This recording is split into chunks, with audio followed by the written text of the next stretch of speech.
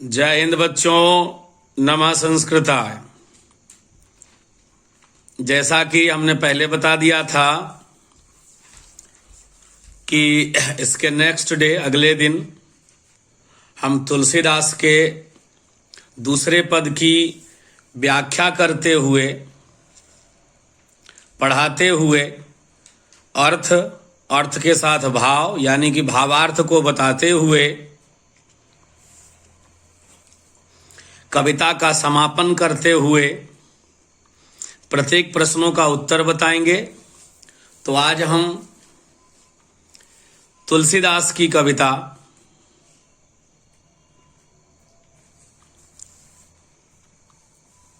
के द्वितीय पद को पढ़ाने जा रहे हैं और उसके एक एक लाइन का अर्थ बताते जा रहे हैं। देखना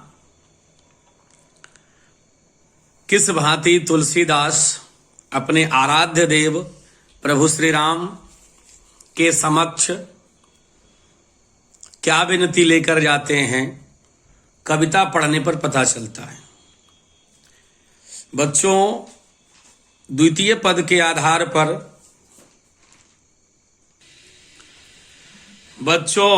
हम यहां देखेंगे कि बाबा गोस्वामी तुलसीदास अपनी दीनहीनता का वर्णन करते हुए भीषण परिस्थिति में, दुर्भिक्ष काल में, विषम परिस्थिति में रहते हुए प्रभु श्री रामचंद्र के समक्ष अपनी जिद को लेकर उनके दरवाजे के समक्ष उपस्थित होते हैं और कविता के माध्यम से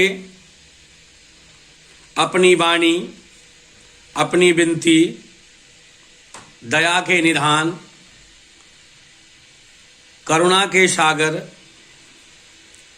प्रभु श्री रामचंद्र के समक्ष अपनी बात को रखते हुए कहते हैं।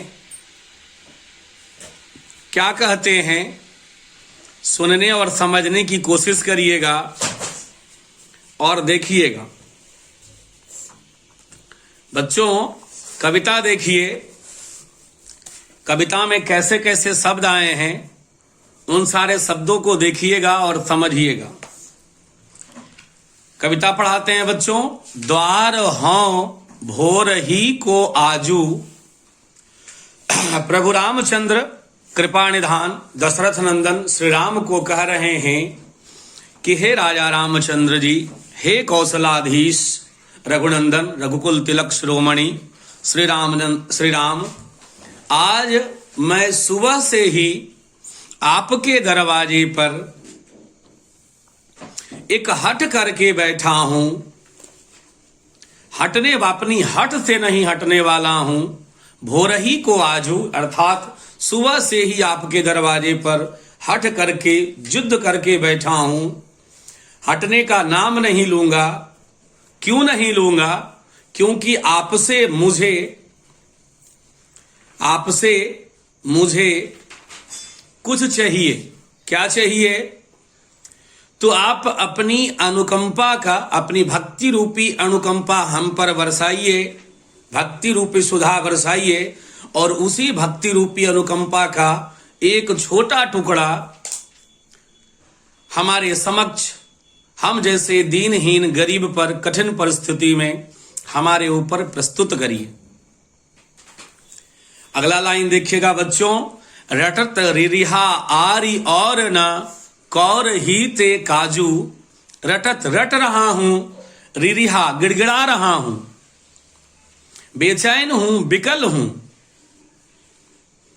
अपने इरादे पे पक्का हूं, है ना, अपने इरादे पे अड़ा हूं। कौर ही ते काजू, भोजन अगर करूंगा तो मैं आपकी भक्ति का एक छोटा सा टुकड़ा ही करूंगा। कौर माने भोजन का टुकड़ा होता है। भोजन का एक छोटा सा टुकड़ा ही करूंगा और वही भक्ति रूपी भोजन का एक छोटा सा टुकड़ा मैं आपसे मांग रहा हूं। काहे मांग रहा हूं? अगला लाइन देखिएगा। कली कराल दुकाल दारुन, सब कुभांति कुसाजू। इस कलयुग की ऐसी मोह माया है, समय भी विपरीत है, बड़ा दारुण समय है, विषम परिस्थिति है, बड़ा कठिन समय चल रहा है। जितने भी हमारे सारे संबंधी हैं, कली मने कलयुग, कराल दुकाल, दारुण का मतलब एकदम कठिन समय चल रहा है। सब कुभांति कुसाजू, जितना सारा समाज था, सगे संबंधी थे, सभी हमारे विपरीत हो गए। ऐसा अक्सर होता है, जब आप खुश रहोगे, धन से भर जाओगे, आपके घर में खुशियां ही खुशियां मनेगी, तो सगे संबंधी बिना जान पहचान वाले भी आपसे दोस्ती करने लगते हैं। लेकिन जब समय विपरीत होता है तो सारे संबंधी भी कराल दुकाल दारुण समय में साथ छोड़ देते हैं। ऐसी विनती अपने आराध्य देव प्रभु श्री राम के समक्ष सुना रहे हैं कि कठिन समय है, भीषण कलयुग में परिस्थितियां विपरीत हो चुकी है, सारे सगे संबंधी अव्यवस्थित हो गए हैं, सबों ने हमारा साथ छोड़ दिया। अर्थात ऐसी विषम परिस्थिति में मैं आपके सिवा कहां जाऊं। अगली लाइन देखिएगा बच्चों, नीच जन मन ऊंच जैसे कोढ़ में की खाजू। बच्चों, कोढ़ में खाज होना मुहावरा है, दुखी व्यक्ति को और दुखी करना। एक तो कोढ़ी हो गया, ऊपर से उसमें खाज हो गया। खाज माने खुजली, तो कोढ़ी तो दुख दे ही रहा था, खुजली हो गया तो समझिए कि दुख में दुख का अंबार टूट पड़ा, पहाड़ मुसीबत आ पड़ा। अगली लाइन में देखिएगा क्या कहते हैं बाबा तुलसीदास गोस्वामी जी कि नीच जन मन ऊंच। हे प्रभु, मैं नीचा हूं, अधम प्राणी हूं, अधम श्रेणी का हूं, लेकिन मन हमारा ऊंचा है, हमारी अभिलाषाएं, हमारी महत्वाकांक्षाएं ऊंची है कि आज मैं आपसे आपकी अनुकंपा रूपी प्रसाद पाकर ही यहां से जाऊंगा। नीच जरूर है, लेकिन मन में अभिलाषाएं हैं, मन में महत्वाकांक्षाएं हैं कि हमारे प्रभु जरूर प्रसन्न होंगे। मन ऊंचा है, कोढ़ में खाज है, अर्थात मुसीबत में सबने हमारा साथ छोड़ दिया। ऐसी विषम परिस्थितियों को देखते हुए मेरा मन,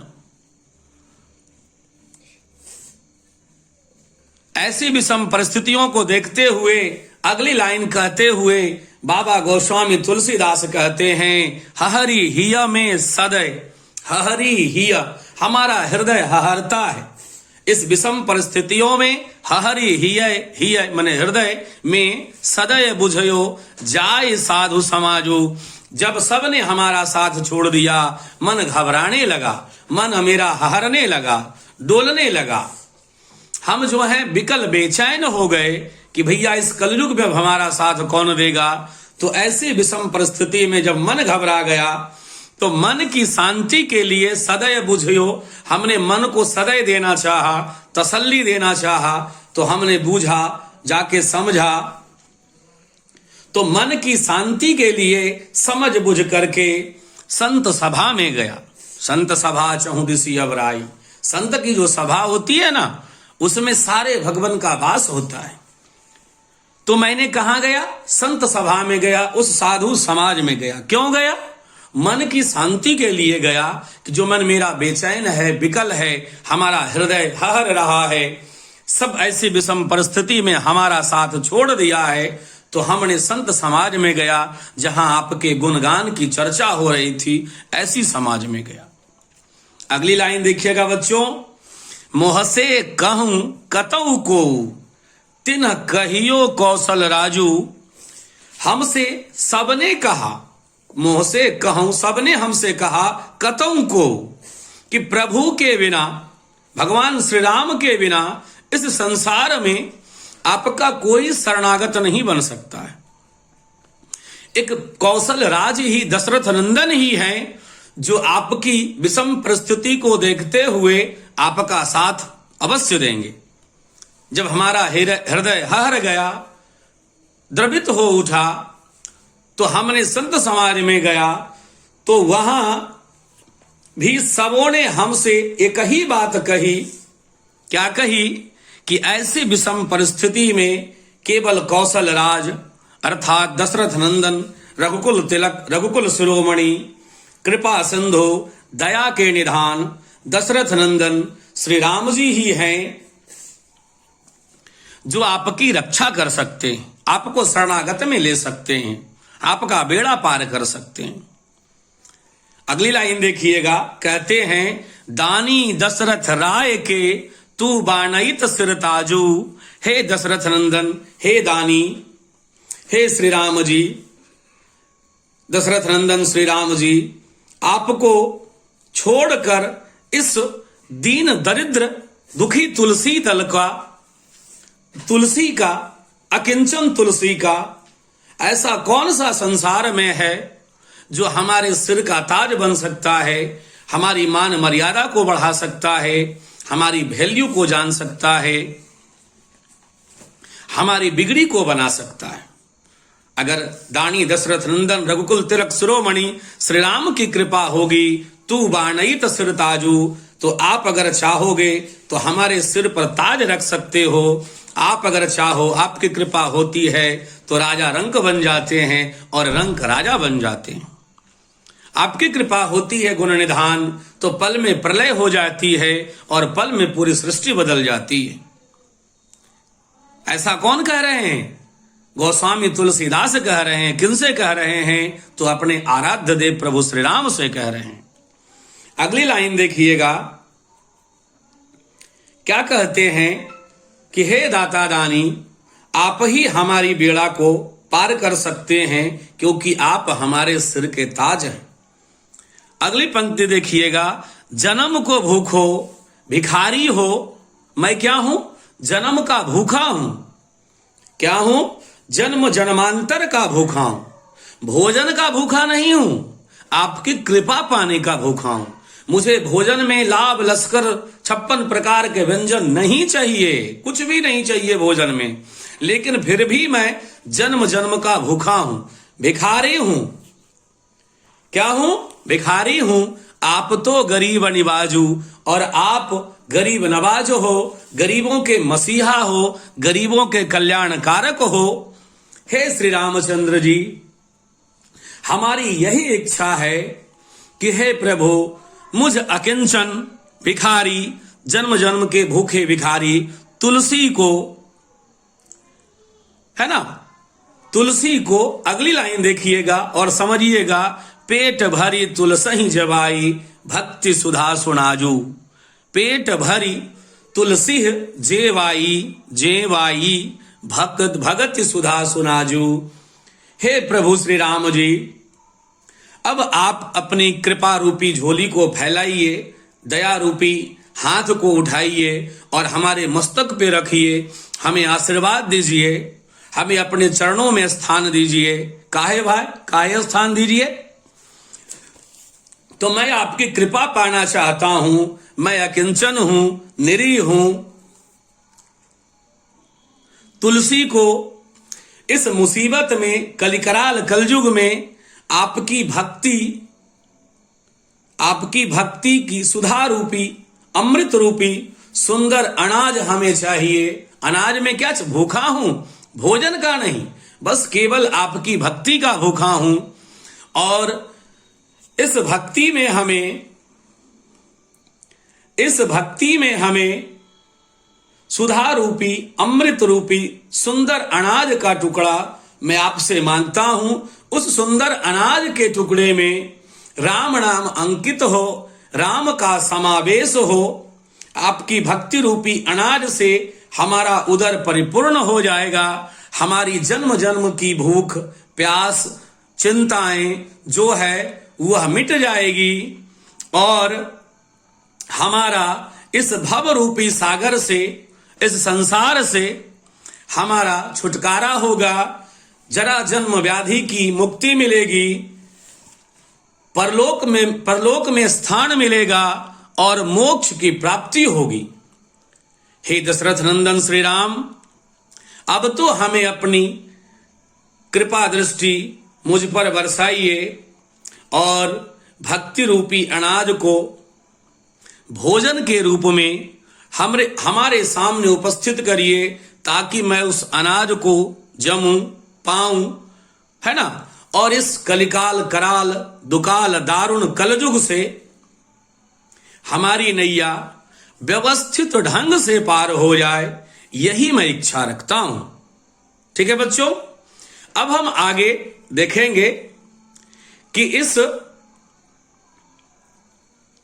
कविता के बाद जो कविता का प्रश्न होता है, कविता के साथ साथ का उन सारे प्रश्नों का भी हम हल कराते जाएं तो ज्यादा बढ़िया होगा, क्योंकि आपकी परीक्षाएं नजदीक है। आप इसे लिखकर याद भी कर सकते हैं, समझ भी सकते हैं, सुन भी सकते हैं, सुना भी सकते हैं, आपको बहुत फायदा होगा। तो अब हम प्रश्न की ओर चलते हैं। ठीक है बच्चों, अब हम प्रश्न की ओर बढ़ते हैं। अभ्यास देख लीजिए पद के साथ।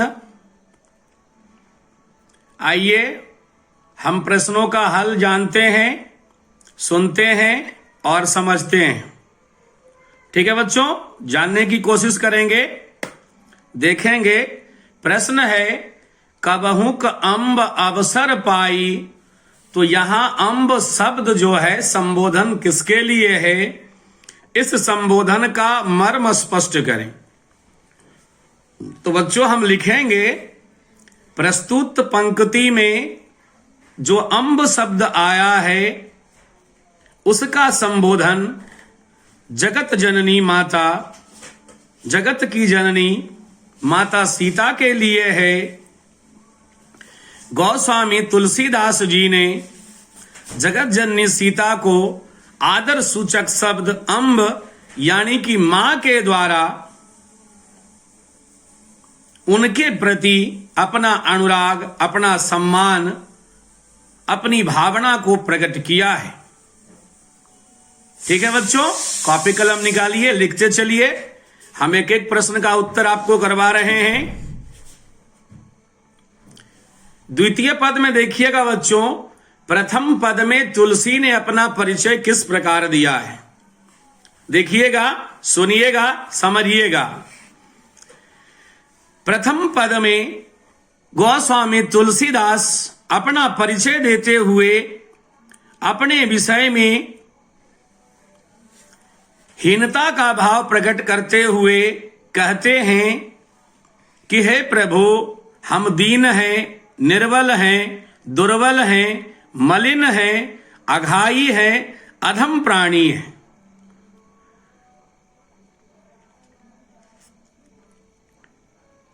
के साथ साथ हम अनेक अवगुणों से युक्त हैं, अंगहीन हैं, अर्थात हम बिल्कुल असहाय हैं। प्रश्न नंबर 3 बच्चों, अर्थ स्पष्ट करें, केवल अर्थ लिखना है। तो क नंबर देखिएगा, नाम लय भरे उदर एक प्रभु दासी दास कहाई, यानी कि अपनी विनती माता सीता के समक्ष करते हुए कहते हैं, गोस्वामी तुलसीदास भगवान श्री राम का गुणगान करते हुए उनकी कथा कहकर जीवन यापन कर रहे हैं और माता सीता को संबोधित कर रहे हैं कि हे मां, आप भी तो प्रभु की दासी हो, और एक दासी ही दास की दुखी दीन अवस्था को भली भांति समझ सकता है। सो आप प्रभु की दासी हैं और हम आपके और प्रभु के दास हैं, तो मैं उनका नाम ले लेकर अपने पेट को भर रहा हूं, भरण पोषण कर रहा हूं। ऐसी हमारी विनती लेकर आप प्रभु राम को संदेश पहुंचा देना।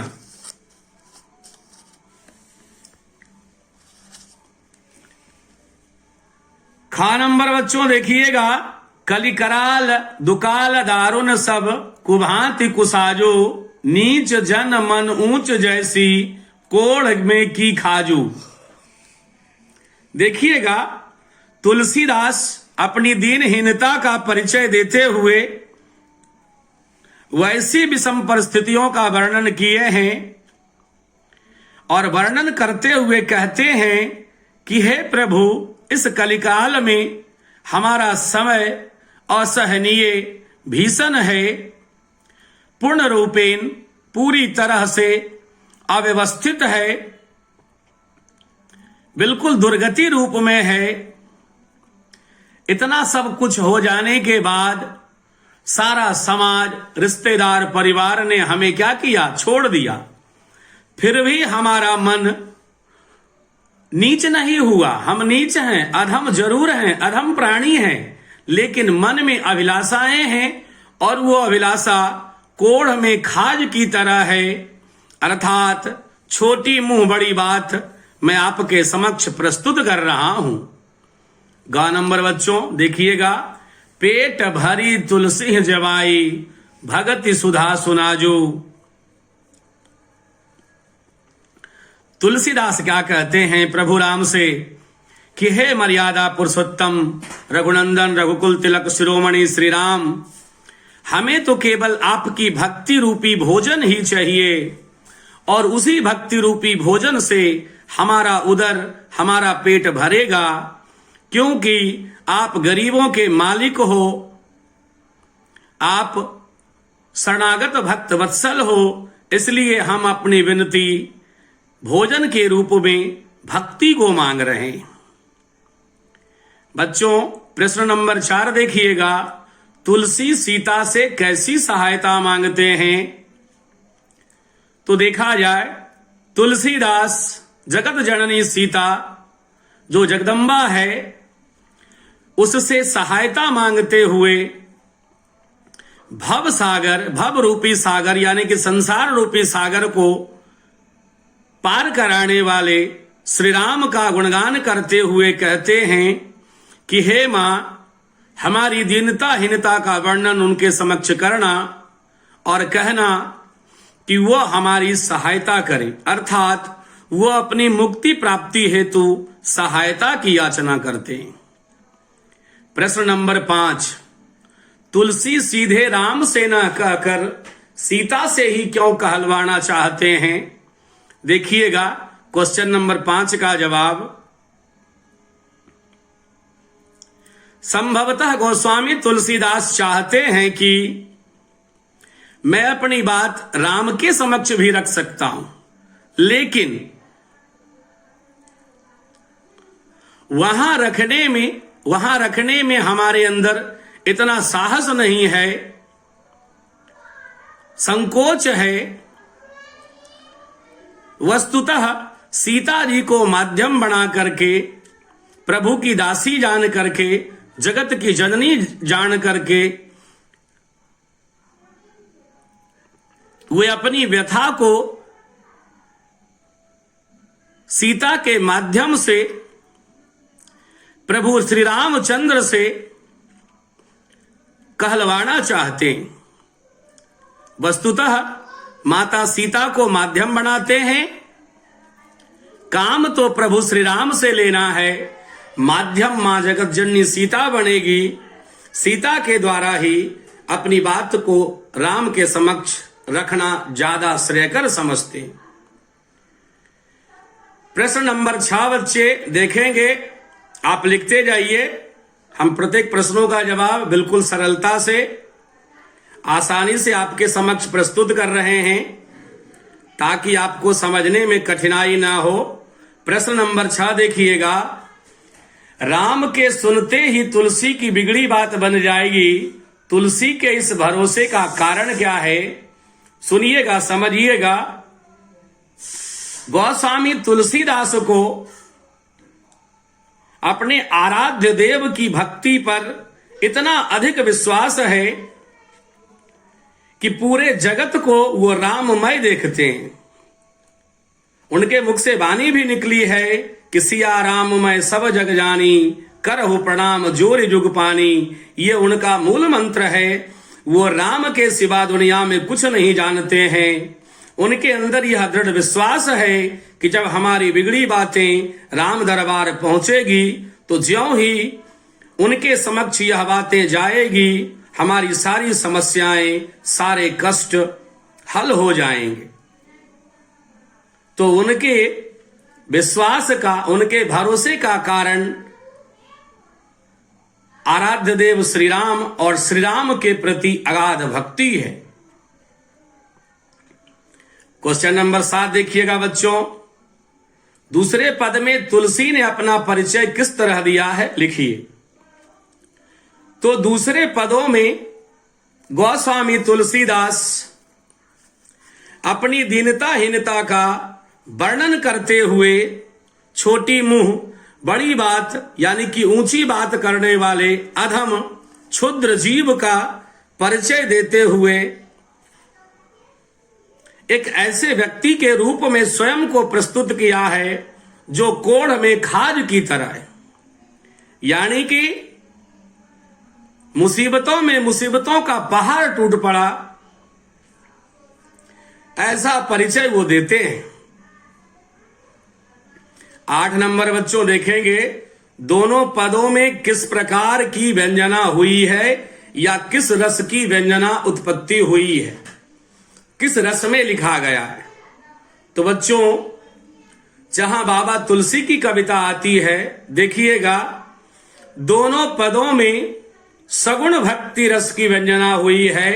चूंकि बाबा गोस्वामी तुलसीदास सगुण उपासक हैं और राम शाखा के, राम भक्ति शाखा के कवि हैं, तो राममय होते हुए भक्ति रस की व्यंजना हुई है, जिस भक्ति में गोस्वामी तुलसीदास मर्यादा पुरुषोत्तम श्री राम, जगत जननी सीता की स्तुति बड़े ही आदर श्रद्धा के साथ भक्ति भाव में प्रस्तुत करते हैं।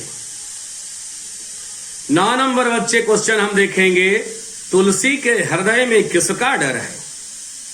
देखा जाए, समझा जाए, सुनने की कोशिश किया जाए। तुलसी जब अपनी दयनीय अवस्था को देखते हैं तो उनके हृदय में डर इस बात को लेकर बनता है कि जब मुसीबतें आती है तो सारे सगे संबंधी क्या होते हैं, छोड़कर चले जाते हैं। उनके हृदय में इस बात का संताप है कि इस भव रूपी सागर से हमें मुक्ति कैसे मिलेगी। तो मुक्ति की कामना के लिए अंततः वे संतों की शरण में जाते हैं और वहां उन्हें आश्वासन मिलता है कि राम के सिवा इस संसार में डूबती नैया को पार कराने वाला कोई नहीं है। क्वेश्चन नंबर 10 देखेंगे बच्चों, राम स्वभाव से कैसे हैं, पठित पाठ के आधार पर बताने की कृपा करें, मतलब कोशिश करें। राम स्वभाव से कैसे हैं।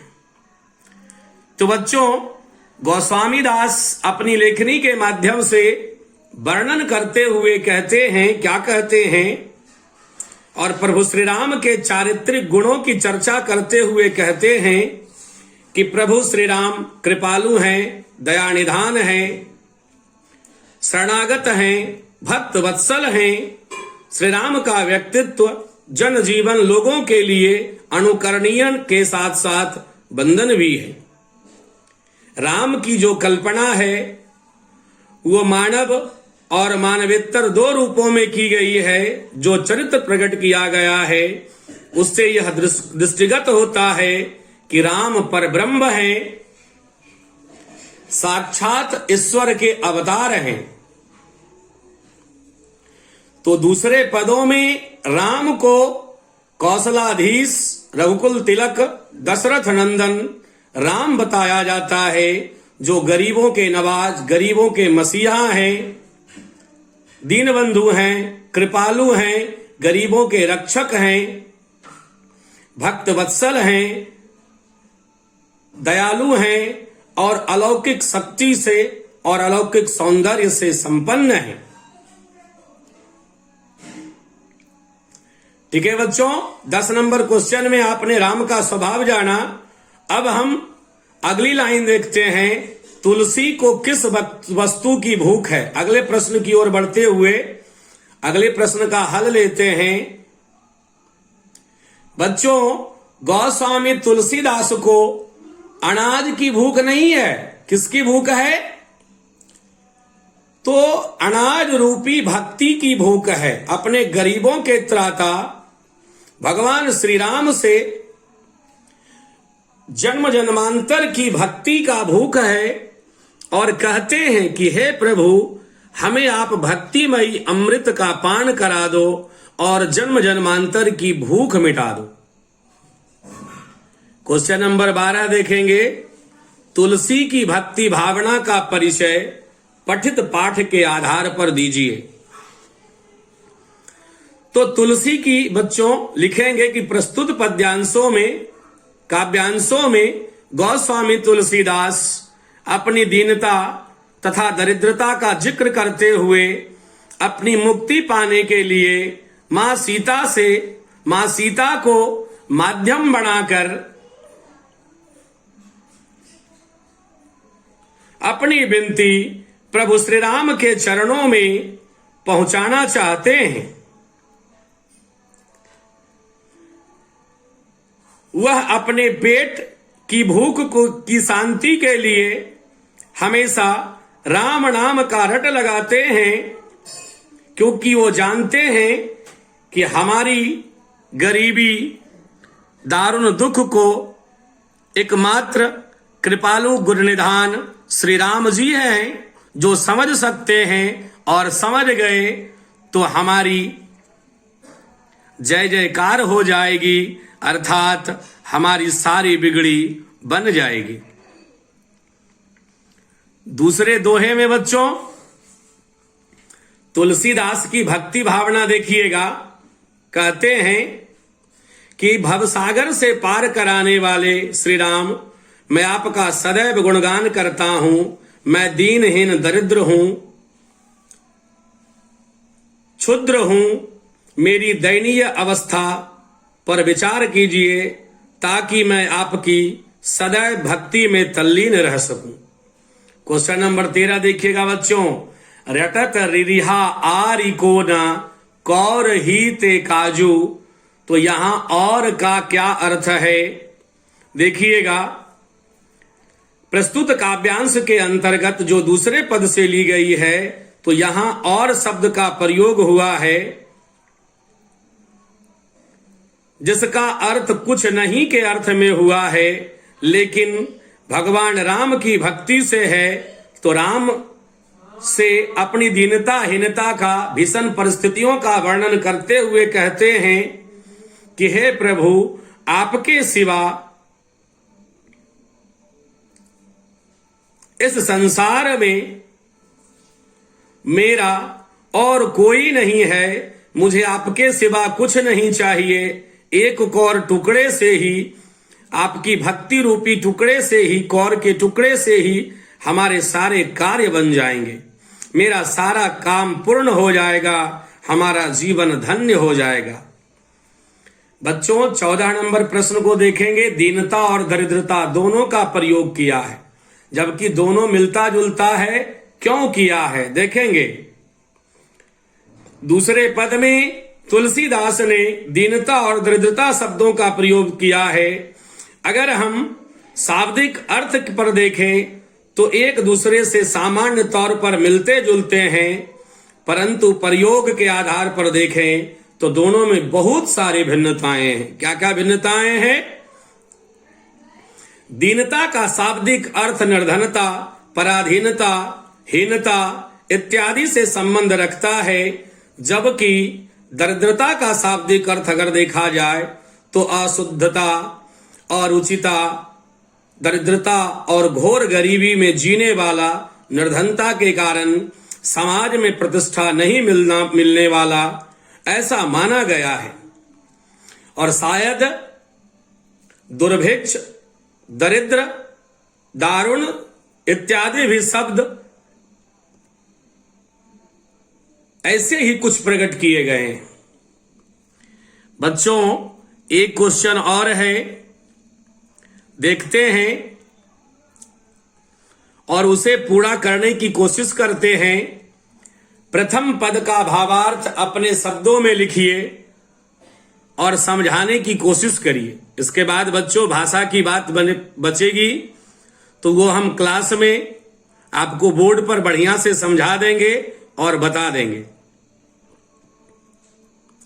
देखा जाए प्रथम पद में तुलसीदास, बाबा गोस्वामी तुलसीदास जगत जननी सीता को मां कहकर संबोधित करते हैं और कहते हैं कि हे मां, आप उस प्रभु की दासी हो और हम भी प्रभु के दास हैं। जब कभी आपको उचित अवसर मिले तो हमारी करुण कथा, करुण प्रसंग श्री राम जी को सुनाना। उनकी मन स्थिति में जब मेरी याद आएगी उस दयालु कृपा निधान के, तो अगर हमारी ओर अपनी पलक, अपनी दृष्टि उठाएंगे तो हमारे दुर्दिनों का नाश हो जाएगा। हे मां, हम आपसे विनती करते हैं कि हमारी दीनता हीनता को राम के समक्ष पहुंचा दो। हमें राम पर अटूट श्रद्धा है, विश्वास है। बस मैं केवल राम का कृपा पात्र प्राप्त करना चाहता हूं। बच्चों हमने भरसक प्रयास किया कि बाबा तुलसी के चैप्टर का जो प्रश्न उत्तर है वो आप तक पहुंचे। ठीक है बच्चों, अब अगली कक्षा में इसकी अगली जो कविता होगी वो भी जल्द ही हम आपको प्रेषित करेंगे। ठीक है बच्चों, धन्यवाद।